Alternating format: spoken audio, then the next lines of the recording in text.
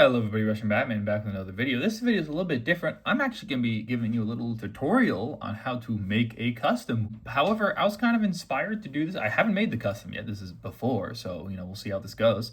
And you'll go through the whole process with me.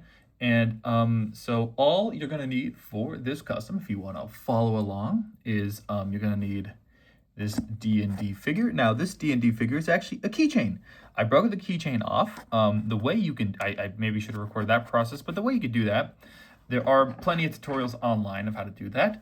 I did it with just these clippers. You clip that hole off, and just to show you the anatomy of these figures, once you break them down, is they're a little bit different than normal minifigures. The head can pop right off. There's a little bit of a wire you have to cut right there, and then the legs come off with the neck. So boom, so there's a big pillar. So that's the neck piece, and the torso is different. So this torso can't really work outside of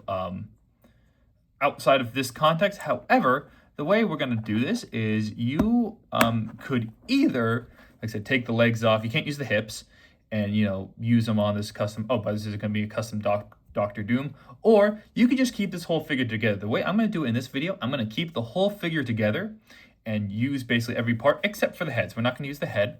You can use that for something else. But that's ingredient 1 you're going to need. Ingredient 2 you're going to need is this Harry Potter character. So this one, I don't know who he is. I'm not a Harry Potter nerd.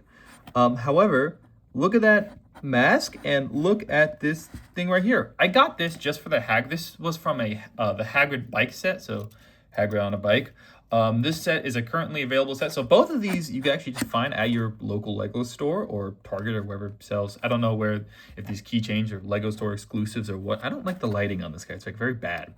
Or what. But both these guys, so this is going to run you about everything. $5 for the keychain, and then, $6 for the keychain, and then about $20 for this guy. However, this $20, you also do get Hagrid, which is a very useful figure to have for customs, and some others. So, total, this is going to cost you about $26, which isn't the cheapest thing in the world. But if you already have like one of these guys, I don't think these guys are super uncommon. Now, the set I do have comes with 2.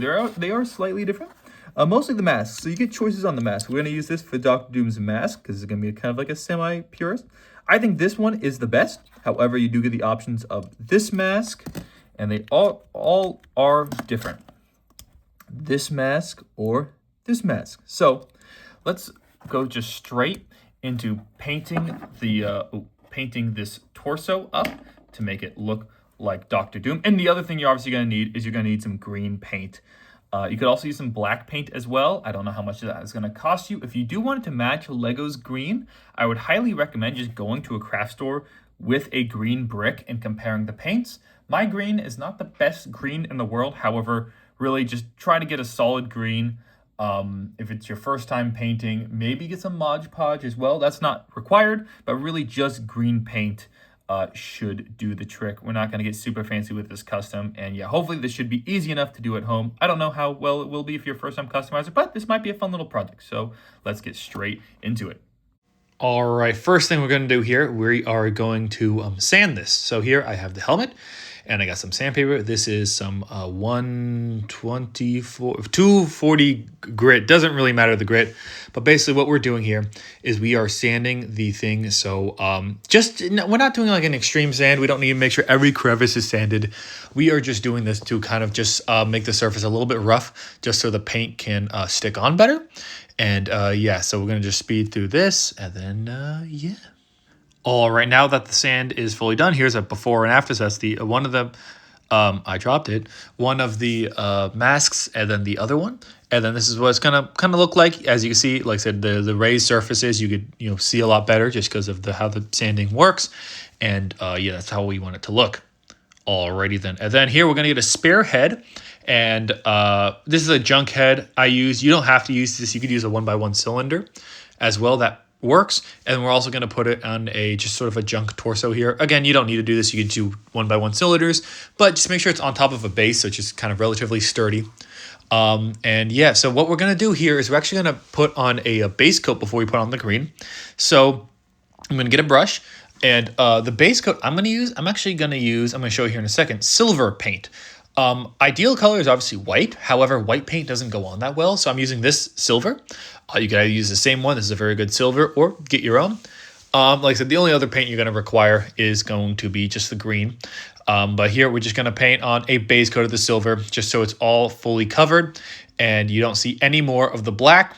A good rule of thumb to use when painting on layers of paint, because obviously you don't want to, unless it's really good coverage, you do want to do multiple layers. In between layers, I like to take the piece off the head just to make sure that the paint doesn't like overly stick to the head when you paint in the crevices and whatnot. But yeah, just paint on a base layer of something light. I did silver, but you could really do anything else. I wouldn't recommend white just because it's blotchy, but yeah. All right, now we're going to apply the green. I mixed my own green. I wouldn't recommend doing this. I would recommend getting a green that works really well. But my green doesn't. So I actually had to mix it with a few things. This green ends up being a little bit kind of crappy when it dries. So make sure to get a good paint that dries well and looks consistent. So I mixed those colors that I showed on screen. So I'm going kind of fast here. And I also mixed some Mod Podge. This is kind of optional, but it makes any paint into a good kind of like primer paint. And I just mix it all up here and I saved it there. If you do make your own mixture, I would recommend saving the paint by putting a wet paper towel over it to preserve it if you do need this in sections. But here, we're just going to paint over the whole thing. Now, again, you'll see this paint is going to be a little bit light. I do multiple coats of this. You can't see it because I did that off camera. But yeah, just paint over the whole thing after, like I said, the base coat is all dry. Paint over with this green. And make sure, you, like I said, using the same green. It doesn't need to be the exact same as Lego's green because there is no physical green pieces on this figure. But just make sure it's consistent with the green you're going to use on the actual minifig itself. And that's why I preserved this paint I used to save it for the future. So there you go. And then here we're going to do the torso. Now for this, we're actually going to use a push pin. I'm probably going to show in a second. We're going to use the same green. We're going to use a push pin here. Now the reason we're push pin because we basically want to go alongside this line. So we want to go as close to that line as possible. And you get the most amount of control I found with a push pin. So again, the edge you're really focusing on is just along that line. It doesn't need to be perfect. This is probably the trickiest part. But just get along that line. Now I am going to remove some detail. Like I'm going to remove the little amulet there and some of those black lines I'm not really worried about. I'm really just worried about the lines on the edges just to make it look like all that white is green. So I'm probably going to speed through a lot of this here, but you get the idea. It's probably the hardest part. Same with the legs as well. The legs, just paint where the white is. Don't paint beyond that because really if you do this minifig in any sitting position, the paint will scrape off. If you do want it to not scrape off, the best way to do that is to sand the crap out of those legs. So there's like a physical gap between the legs and the hips. But that is kind of above our pay grade. We're trying to make this as simple as possible so this could be like a beginner custom for anyone. But yeah, and you can even see here, I was going to use a brush to paint the inside of the torso, but I end up just using the push pin as well because it's really easy just to kind of spread things around with the push pin. It's funny, I actually do paint the back with a brush. Just entirely with a brush, no push pin. And you'll see later that the back actually turns out worse than the front did, which I thought was interesting. But yeah. All right, last step here is we're going to give this guy a final coat of Mod Podge. Now, I showed you Mod Podge earlier. I'm pointing out the back because look at it, it's blotchy. Ooh. But Mod Podge is basically, I don't even know what it is. It's a finish I like to use. I use this matte Mod Podge because it just makes it look kind of, it says matte, it's more of a semi-gloss. It just makes it look plasticky and like it's kind of Lego-like, So I really like this finish. It's my personal favorite and I use it all the time. As you can see, I'm just applying it here. At first, it does look very glossy, but don't worry, it becomes more of a semi-gloss as it actually dries out. And I think it makes everything look consistent because if you have a paint that's glossy, if you have a paint that's matte, it'll just make everything look consistent and nice. Again, it's not super necessary. It also does help to protect your figures. So if you do want your figures lasting longer, I would highly recommend using Mod Podge and also,